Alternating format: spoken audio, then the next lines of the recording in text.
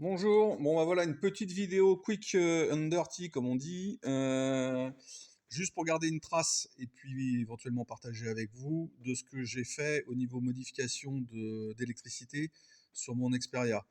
Alors je viens de rajouter des projecteurs longue portée hein, qui sont ici, que j'ai fixés sur le carénage avec des pièces que j'ai dessinées spécifiquement pour à l'impression 3D. Voilà, et je voulais partager avec vous ce qui se passe au niveau du faisceau électrique. Le truc que je ne voulais pas, c'était avoir des boutons supplémentaires sur les commodos, puisque bah, y a déjà quand même pas mal de monde hein, par là. Voilà, encore moins, parce que c'est pas la bonne main. Voilà, et je voulais absolument que les feux se coupent quand la moto est en charge, et que je voulais au passage que mon écran Alien Rider là se coupe lui aussi, ce qui n'était pas le cas jusqu'à présent parce que j'avais monté sur les prises auxiliaires qui sont là. Hein, donc là vous avez ça, c'est USB 2. Voilà, là vous avez une qui est marquée aux 12 volts, et là vous en avez une autre qui est marquée wireless 12 volts. Voilà, et puis d'autres qui sont marquées GPS, et celle-ci qui est marquée Télécam.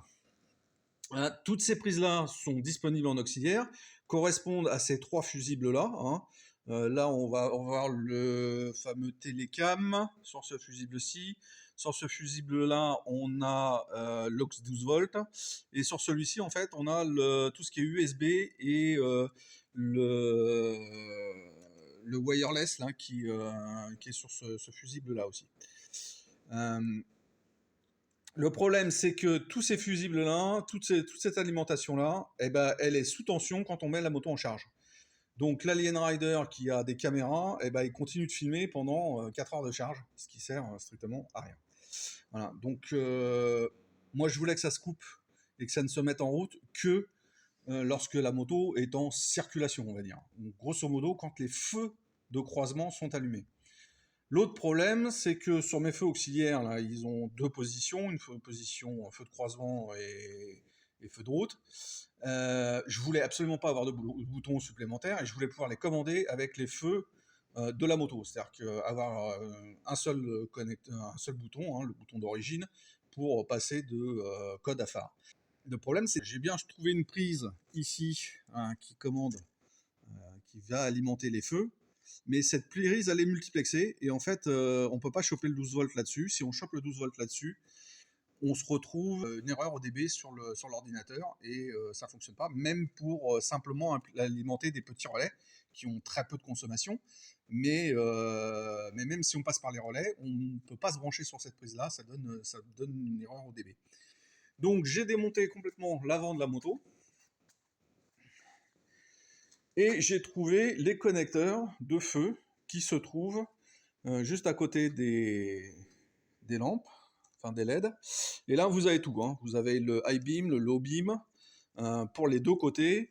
Et plus, alors ça, c'est pas la prise d'origine, parce que la prise d'origine, elle m'a lâché dans les pattes quand j'ai fait le montage. Donc j'étais obligé de remettre une prise étanche correcte, propre.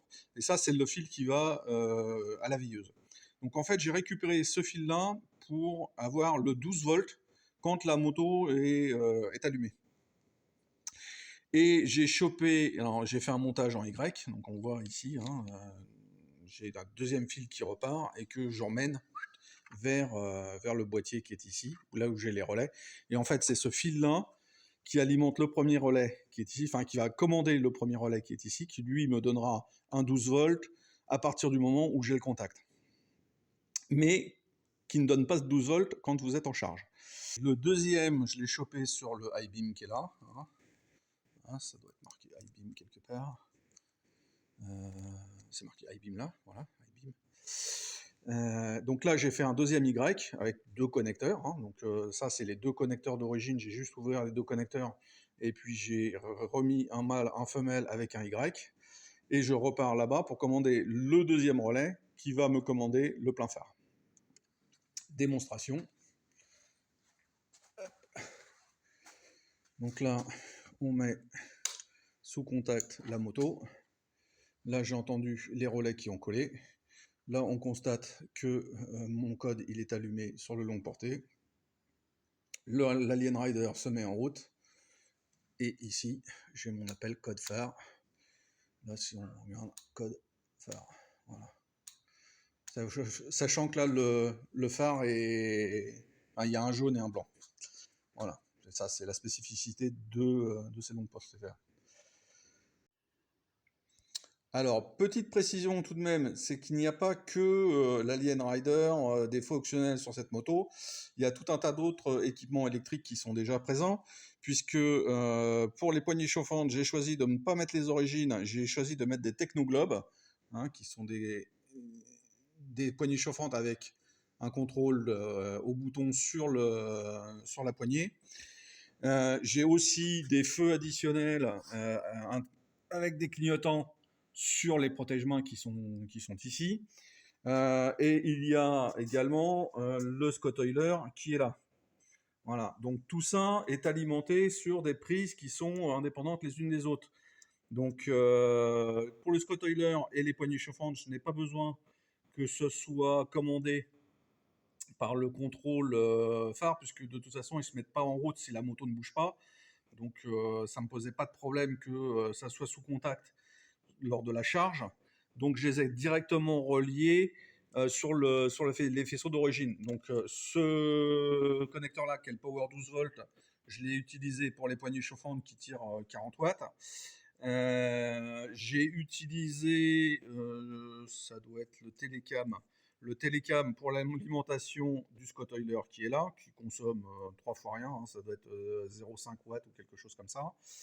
Et j'ai utilisé donc un deuxième Power 12 volt, le wireless, qui est utilisé par l'USB, derrière lequel il y a normalement un fusible de 15 ampères, donc c'est quand même relativement conséquent.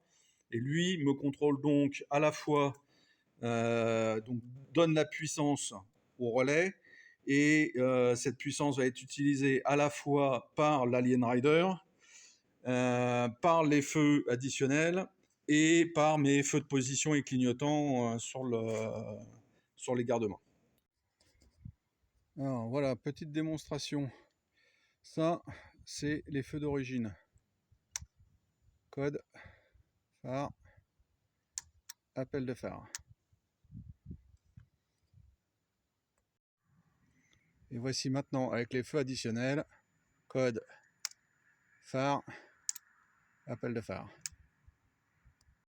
Voilà, j'espère que ça peut vous aider. N'hésitez pas à poser des questions. Ciao!